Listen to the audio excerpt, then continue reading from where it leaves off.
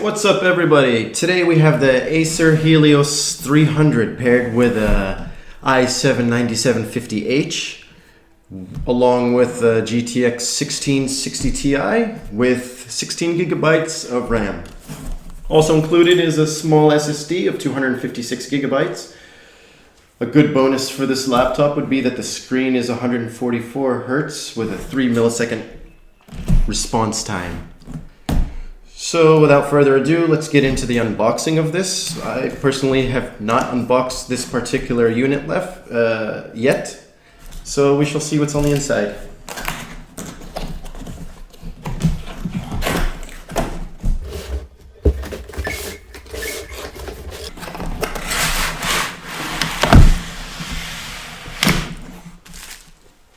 Well, right off the bat, this looks quite nice and interesting, to be honest, compared to some of the other laptops we've seen. You have styrofoam. Let's keep those aside for now.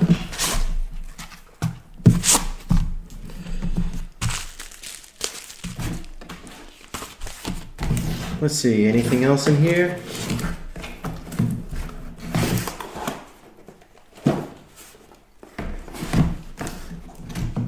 This is a bit tricky.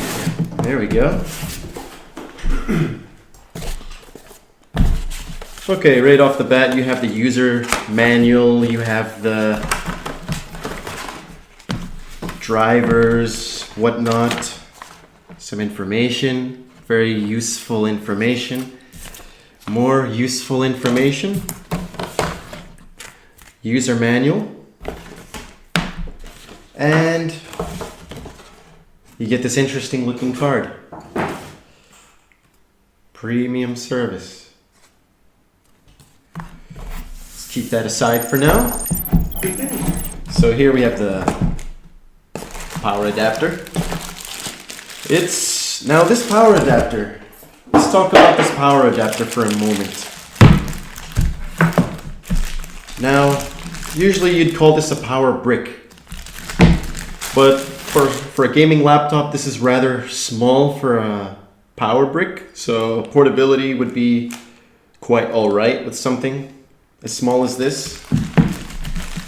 Of course, cable is bundled, and we have our cable that plugs into the wall socket and into the adapter.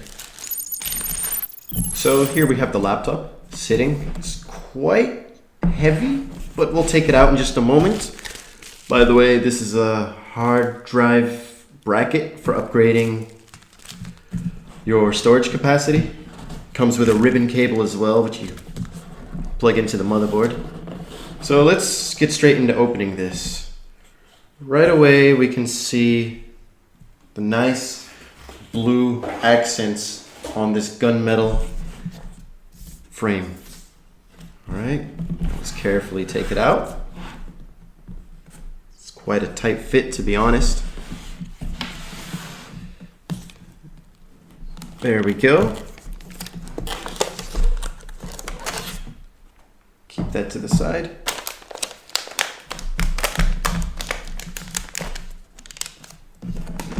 It's nicely wrapped, to be honest. It's a tight squeeze, so just take care when removing this plastic. So, throw the plastic aside. Okay, right off the bat, we have this, feels quite solid, has this aluminum texture on top, quite good. Has good blue accents, has the Predator logo there and everything. Now let's open it up real quick. This is always beautiful to see.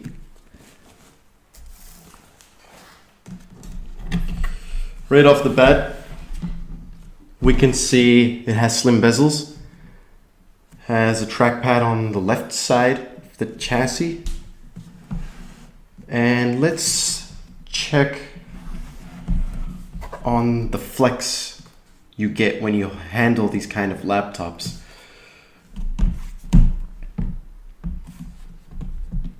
Honestly, in this case, I can't even flex it without lifting it up, and it still does not flex. I've seen some more expensive gaming laptops, somewhere around $2,000, 2,000 US dollars, they flex. This one does not flex. This one actually feels much better quality than my laptop. This is quite impressive actually. It's a good feeling. Keyboard feels great. Has the usual stickers on the front. 144 Hz screen, 3 millisecond response time. GTX 1660 Ti. Hard drive and SSD. Of course the Wi-Fi and HDMI. Has USB 3.0. On this side you have an HDMI port, another USB Type-C. Here we have a beautiful 1920 by 1080 Full HD 144 Hz 3 millisecond response time screen. It's an IPS panel and I'd say it's pretty good panel. Has excellent viewing angles, great brightness, and great colors as well. Moving on to the keyboard. The keyboard has some nice feedback. Feels great to type with. Travel time is not too much and not too little on the keys. Also, they're backlit. We have plenty of lighting in here. Some laptops you cannot see the backlighting on the keyboards, but on this laptop, it's safe to say the keys are bright enough. We also got a logo on the back, right there. Lights up. It's a nice addition. Also, we can't help but to notice the exhaust fans on the back. We have two on the back. We have one on the side here. We also have another one on the side here, which justifies the awkward placement of the power jack. All in all, with those kind of fans and exhaust ports, you wouldn't really have to worry about this overheating as much as other laptops. Some laptops share the same for the CPU and GPU. We have a quick benchmark here. We're going to run it. We'll see how high the fans rev, the noise, and the speaker quality. Give it a quick moment.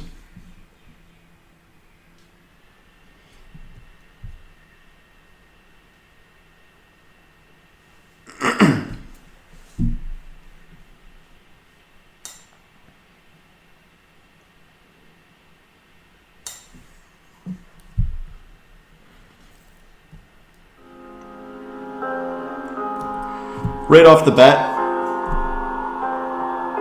the volume is left on max for now so we can check out the speaker quality. I would say it's good, not great, not bad, but it's good. Especially for a budget gaming laptop, I'd say it's excellent. We have the fans, of course. Let's hear that for a moment. I know the loudness of the fans is a great concern for many people. Maybe you have people sleeping nearby or whatever.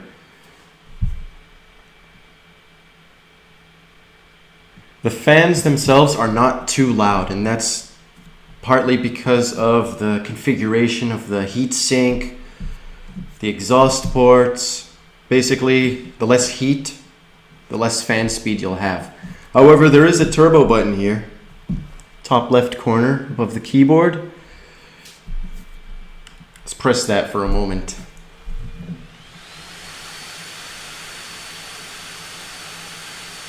And we're getting ready for takeoff, it seems. You probably won't need that, but it's always good to have. Should you need it, you'll really need it. Here we're doing a stress test using Superposition Tech Demo at 4K optimized under its settings. We're using MSI Afterburner to monitor and keep track of the CPU temperature, clocks, frame rate, video card temperature, clocks.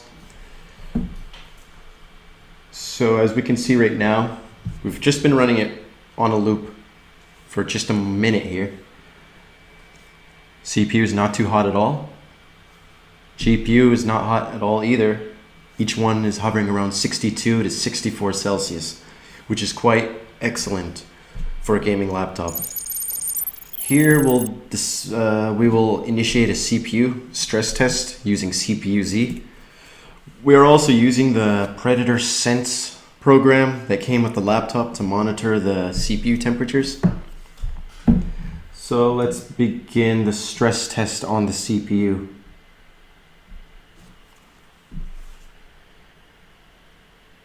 Currently the CPU is at 68 Celsius. It will fluctuate and it will rise, that's for sure.